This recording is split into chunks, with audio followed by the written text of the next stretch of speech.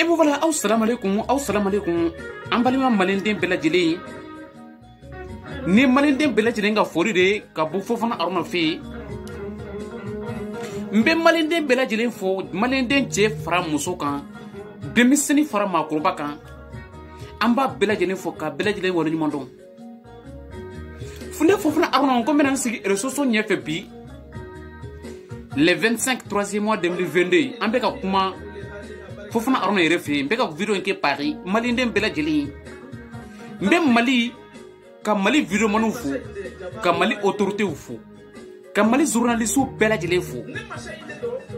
Mali ouverture média ka fu Mali abjo je ka fu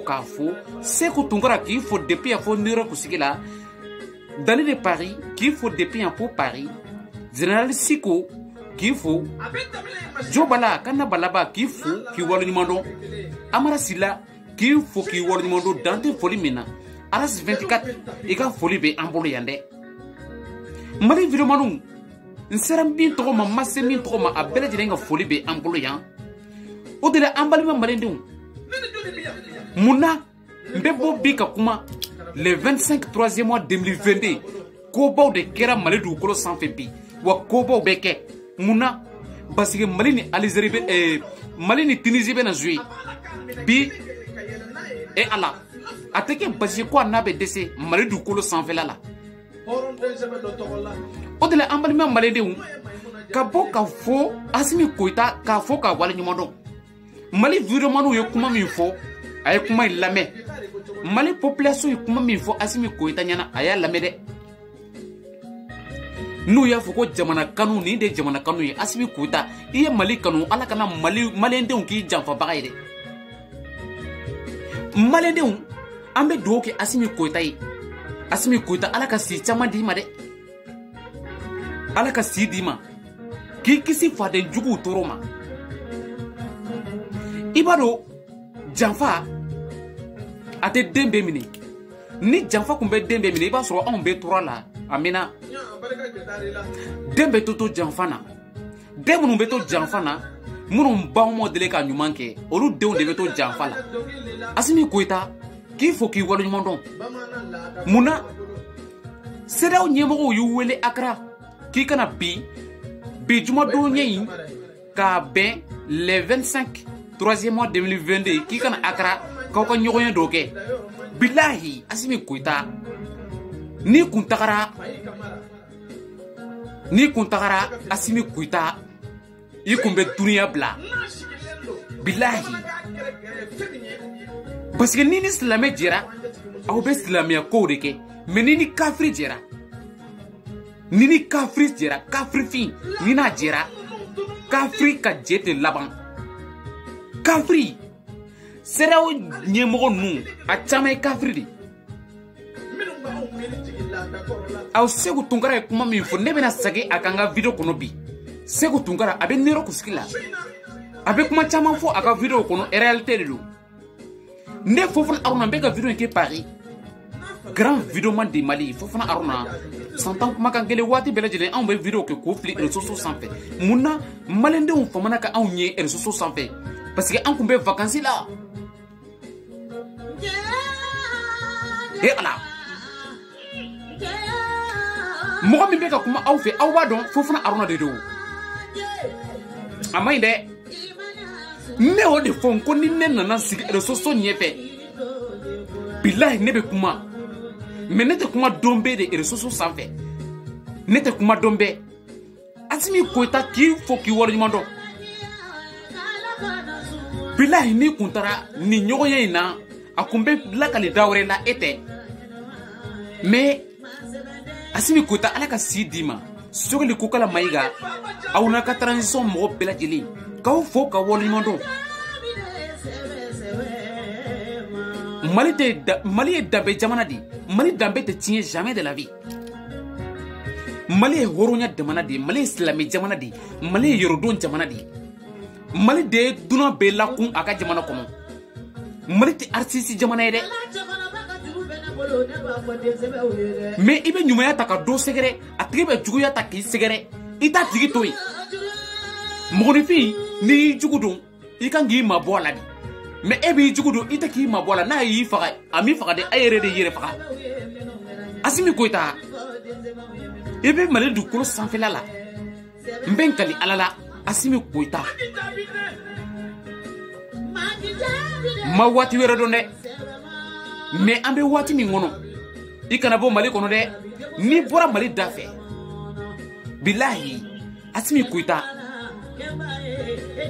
i kana bɔ Mali da fɛ dɛ Maliyɛndenw ka kumakan lamɛn hali bi i bɛ ka taa sira min kan Assimi Goïta Ala k'i dɛmɛ i bɛ ka Maliyɛndenw lamɛn ni Maliyɛndenw ye kuma min fɔ i bɛ k'o lamɛn o de la n bɛna Seku Tunkara kuma in fɔ Seku Tunkara ye kuma dɔ fɔ a ka video la n bɛna fɔ bi Ghana président n'o ye Nana Akufo-Addo ye Nana Akufo-Addo a denmuso bilahi n bɛ ka n kali Maliyɛndenw ɲɛna bi Nana Akufo-Addo denmuso a denmuso a bɛ baara kɛ Faransi palais kɔnɔ yan Faransi Nana Akufo-Addo denmuso sinon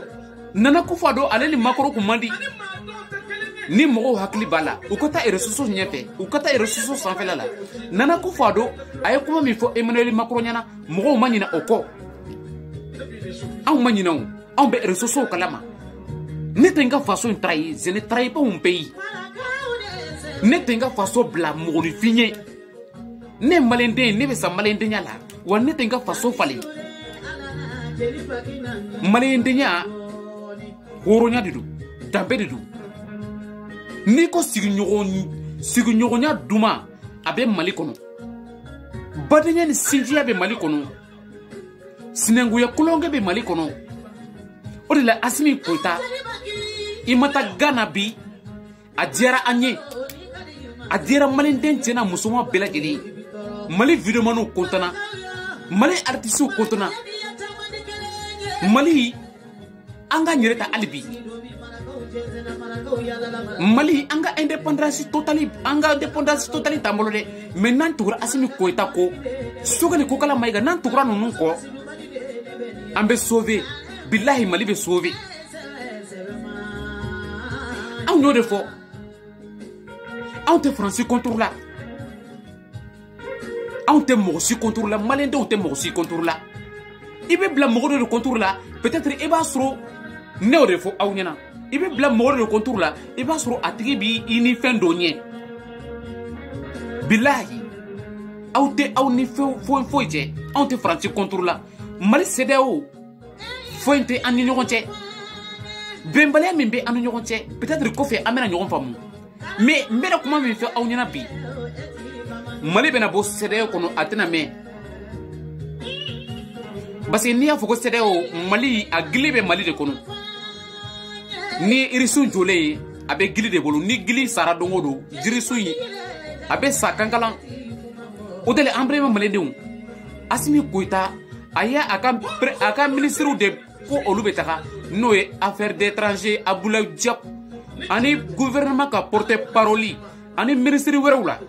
k'olu bɛna taa ɲɔgɔnya in na i b'a dɔn CEDEAO ɲɛmɔgɔw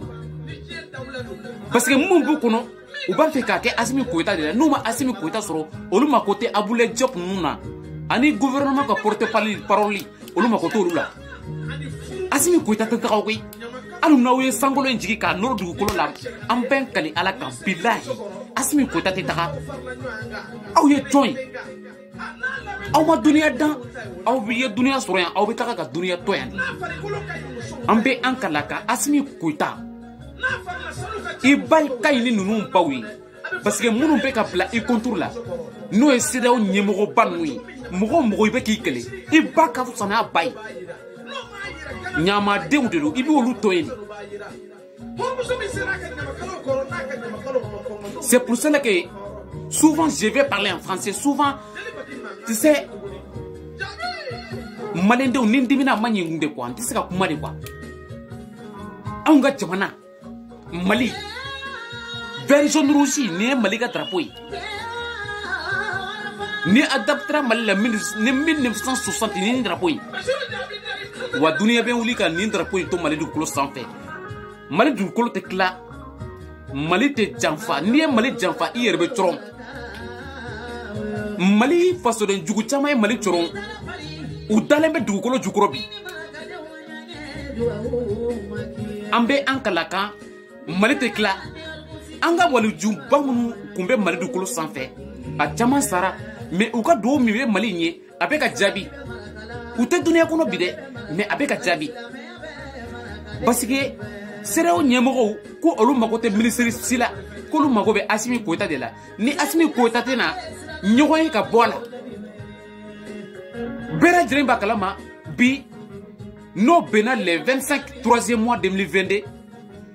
Zɛgli Mali ani Tunisie an bɛna jouer bi Assimi Goïta o fana bɛ Mali kɔnɔ Assimi CEDEAO ɲɛmɔgɔ ninnu o kunkolo bɛ nin kobaw bɛɛ lajɛlen bɛ Mali kɔnɔ ko Assimi Goïta ka déplacer n ko Mali de bɛ jouer Mali ye jamanaba ye n ko Mali de bɛ jouer Mali ni Tunisie de bɛ na jouer bi aw ta kɔlama ko Assimi Goïta ka taa Ghana aw kunkolo tɛ yen ou bien aw ye ɲugunna de dun wa Assimi Goïta tɛ bouger o de la an balima maliyɛnden bɛɛ lajɛlen an b'aw bɛɛ lajɛlen fo k'aw bɛɛ lajɛlen waleɲuman n'u y'a fɔ ko jamana an bɛɛ lajɛlen ka an tigiri ɲɔgɔn ma n'an y'an tigiri ɲɔgɔn ma an tɛ bi fɔ ka duniya ban mɔgɔninfin i yɛrɛ de b'i yɛrɛ kanu fɔlɔ n'i y'i yɛrɛ kanu mɔgɔ wɛrɛ bɛ sɔn i la hey an ka kɛ an yɛrɛ ye n'an ma kɛ an yɛrɛ ye an ka kɛ kɔnɔkulu de ka bi fɔ ɲɔgɔn fɛ kɔnɔkulu de kan bɛ bi fɔ dɛ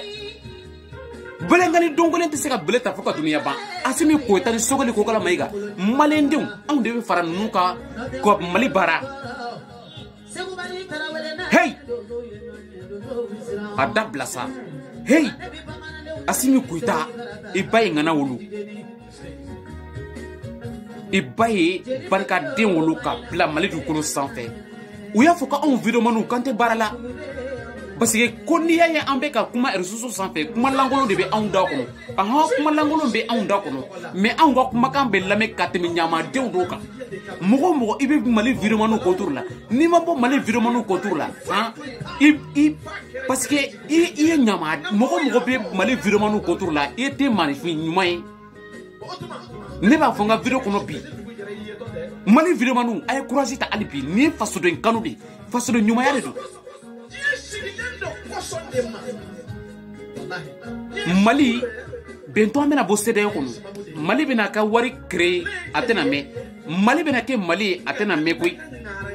Assimi Goïta nalen Mali terrainba in bɛ ka boli tuguni koyi Mali terrainba wulila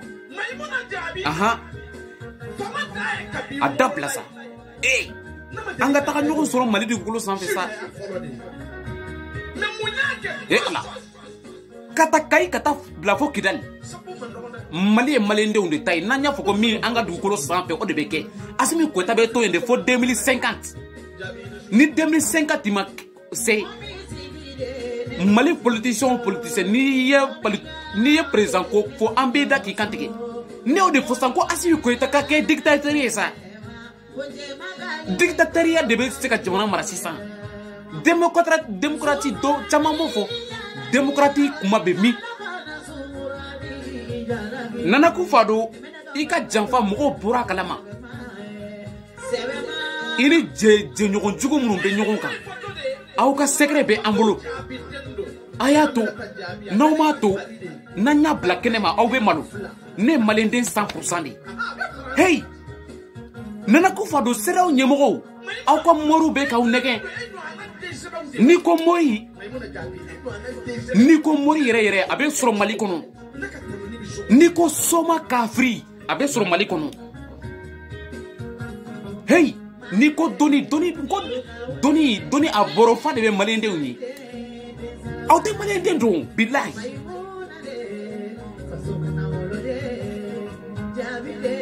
historien y'a fɔ ko ni duniya bɛ seli duniya laban na Mali ye jamana ye ko laban bɛ laban Mali ka dugukolo sanfɛla de la a kuma de sera bi ye a kuma de selen filɛ nin ye maliyɛndenw mais o tɛ kɛ fo n'an y'an tɛgɛ di ɲɔgɔn ma n'an ma tɛgɛ di ɲɔgɔn ma a tɛ kɛ dɛ mais n'an t'an tɛgɛ di ɲɔgɔn ma Mali aventurien a bɛɛ lajɛlen bɛ segin ka taa Mali kɔnɔ parce que hɛrɛ de bɛ ka na Mali kɔnɔ koyi caman bɛ kuma baw fɔ k'i sigi k'i da kini ba udu ki te ba umi ki disi ki da ka kuma ba fo oteo Mali politicien ka yira awla am bela jile bi sika jamana mara al nere fofu na rona ne bi sika Mali mara ko politique e muy politique bela jile be politique do ne mais Assimi Goïta Sukari ko kala maiga Sadio Camara Maliki Diaw wage aw be bla Malika histoire kono depuis maintenant aw togo be histoire kono foka dunia ban billahi hey fofuna arunon ko maraga 200% ne be ka kuma fe e Allah mari musoni kan demo angani ngari soni kan angani ngari bambara kan ko no antini ni bambara le mi kempeti ambe wati wore malendem Zerli Mali contre Tunisie ala ka Mali ke seba yi à la prochaine vidéo anga abonné fofana arona ka chaîne tout pour sanfé naw abonné fofana arona ka chaîne sanfé et soso sanfé la bena dia ne rebulu malendem nkanu bakaw aw fo mana ka nyede men ko be vacances la ko be yoroni do la ko be voyage jando la men nana ame nyogomolo allez à la prochaine vidéo du coup le 23 3e mois 2022